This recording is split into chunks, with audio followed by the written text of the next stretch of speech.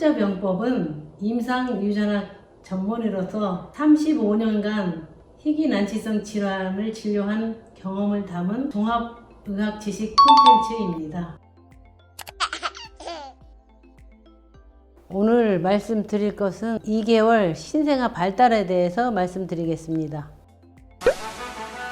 신생아들은 금방 목을 못 가눠요. 그렇지만 2개월 됐을 때는 엎드려 있을 때 목을 들 수 있어야지 이제 정상이다, 이렇게 말씀드릴 수 있고, 목에 너무 힘이 없이 그냥 축 처진다 그러면 근육이나 아니면 뇌의 어떤 이상과 연관될 수 있기 때문에 상당히 중요한 소견이죠. 2개월 때 쥐고 있는 그 손에 장난감을 쥐어주면 그 쥐고 있는 상태를 유지를 할 수 있어요. 그렇지만 이제 이때 너무 꼭 쥐고 피하지를 않는다든지 이제 이런 건 조금 또 이제 문제가 되죠. 이때 쥐인다는 거는 파악 반사라고 그래서 손에 자극을 주면 그 쥘 수 있는 그런 능력이 있다 하는 것이 이제 중요한 관점이에요. 근데 아기가 손을 꼭 쥐고 전혀 피지를 않는다 그러면은 이제 근긴장도 이상 또 뇌 장애하고 연관될 수 있어요. 되게 이제 태어나서 아이가 이제 웃고 동아리를 할 수 있어요. 그래서 엄마가 말해 주시면 아기가 이제 뭐라고 이제 의사소통이 이제 되기 시작하는 그 중요한 포인트인데, 2개월 때 아이가 옹알이를 한다면 언어 발달은 정상으로 가겠구나, 이렇게 예측을 할 수가 있어요. 아이들이 그 눈을 그 시각이 뭐 금방 태어나도 빛에 대한 그 반사나 뭐 이런 거 분명히 느끼는데,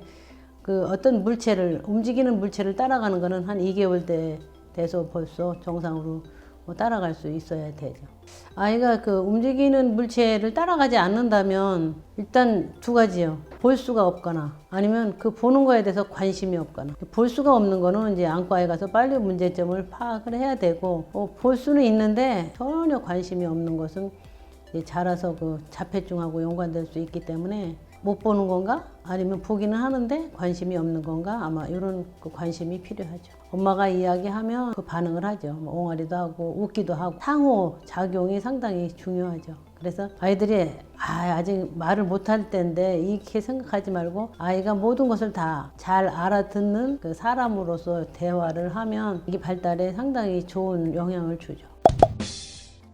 2개월 정도 되는 그 신생아에서 엄마가 아기를 위해서 이제 할 수 있는 것, 체크해야 될 이런 사항은, 요 시기에는 아기에게 가벼운 딸랑이를 좀 주는 것이 좋죠. 소리에 대한 반응도 보고, 손으로 잡을 수 있는가 능력을 이제 좀 보고, 그 움직이는 거를 이렇게 볼 수 있는 그 좋은 그 자료가 되는 거예요. 아기들은 또 먹다가 왜 사례도 들리고 이제 갑자기 숨을 못 쉬거나 이런 경우가 있으니까 응급처치, 엄마가 집에서 할 수 있는 응급처치에 대해서 이제 좀 알아두는 것이 좋죠. 아기 머리가 아직은 좀 크니까 좀 조심스럽게 목을 좀 받쳐주는 게 좋겠죠. 아기를 엎어두면 아기들이 모든 그 팔, 다리가 다 자유롭게 움직일 수 있는지 확인해 두는 것이 좋죠.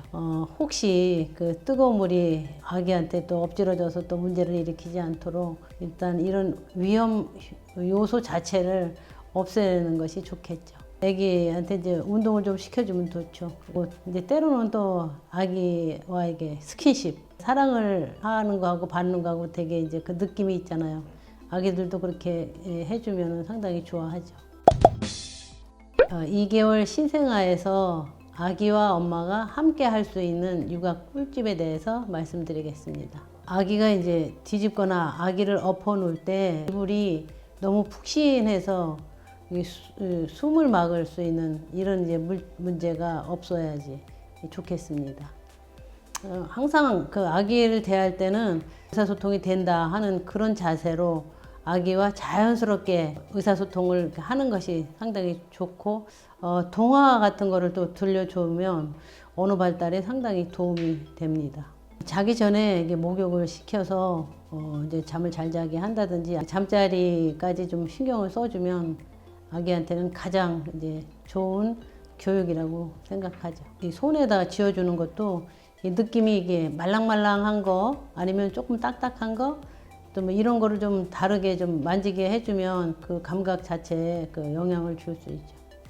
2개월 되면 아이가 그 눈이 따라갈 수 있어야 되고, 그 다음에 눈동자를 봤을 때 적색 반사가 있어야 돼요. 그리고 소리에 반응을 안 하거나 전혀 웃지 않는다, 이렇게 하면은 소아과 전문의의 그 진찰이 필요하죠. 지금까지 말씀드린 사항에서 한 가지라도 이제 뭔가 이렇게 문제가 있거나 발달이 따라가지 못한다면 빨리 소아과 선생님과 상담이 필요할 것으로 생각합니다.